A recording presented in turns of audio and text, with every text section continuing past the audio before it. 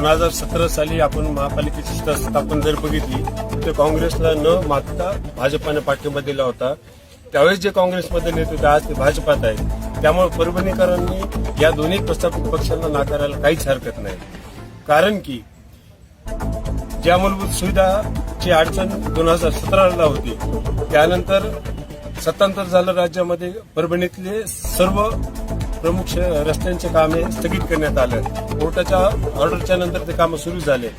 प्रशासकीय कार्यकाळ लागल्याच्या नंतर कुठलाही लोकप्रतिनिधी काँग्रेस असो भाजपा असो रस्त्यावर उतरला नाही. सर्वसामान्य आमच्यासारखे चळवळीतले कार्यकर्ते, सर्व जिल्हे असेल, इतर संघटना असतील, यांनी वेळोवेळी आंदोलन करत हे रस्ते कुठेतरी पूर्ण करण्याचं काम पुढे नेलं.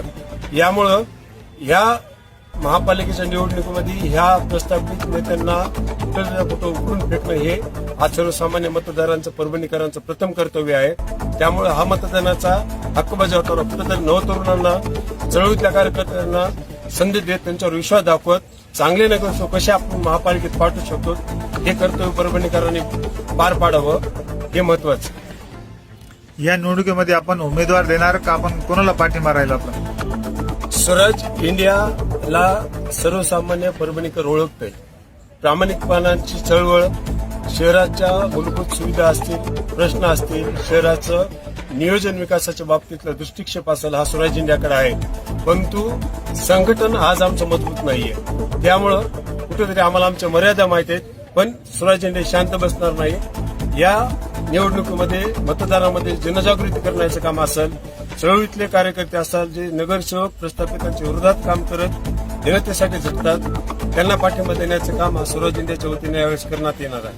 पण परळीच्या नगरपालिका निवडणुकीत बघितलं, एक सर्वसाधारण मिस्त्री हा निवडून आलेला आहे. कारण की प्रस्थापितच्या विरोधात त्यांनी जे सातत्यपूर्ण आवाज उठवला, त्यांनी प्रतिसाद दिला.